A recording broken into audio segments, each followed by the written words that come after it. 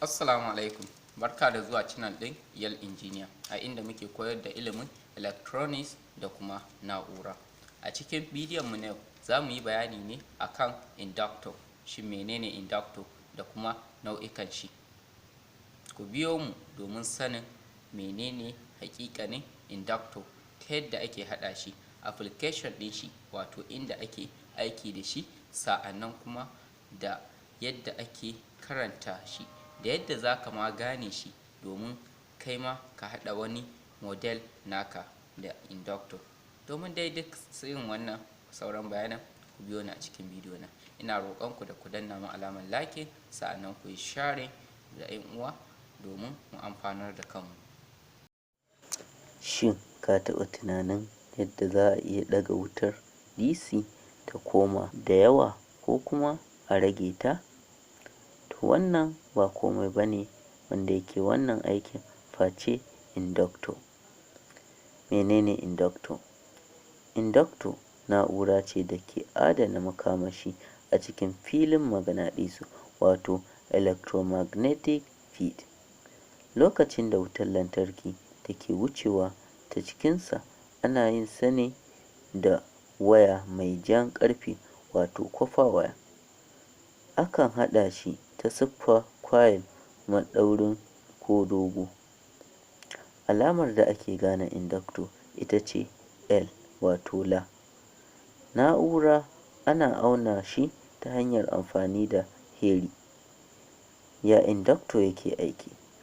Lokacin da wuta ke wucewa ta cikinsa, yana haifar da filin maganadisu. Idan aka yanke wutar, filin maganadisu yana komawa ta baya.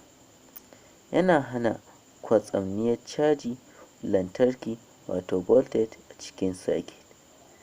Aikace-aikacen shi da kuma inda ake amfani da shi. A transformer, inductor yana cikin transformer don canza voltage daga babba zuwa ƙasa ko daga ƙasa zuwa babba.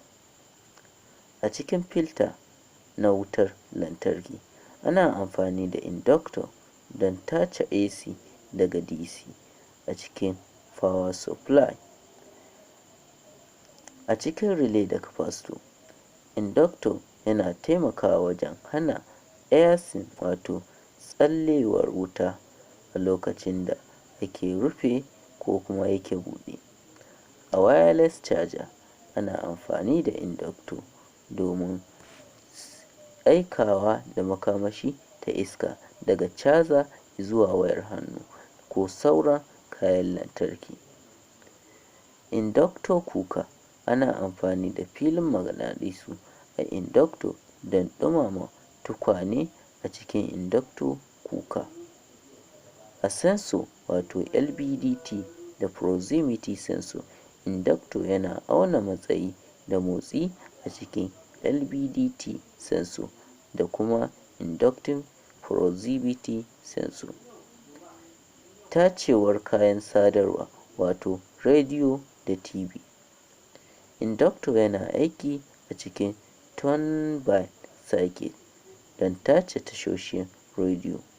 Idan har kuna son ƙarin bayani game da yadda yake aiki a cikin circuit, kada ku manta ku yi subscribing. Na gode.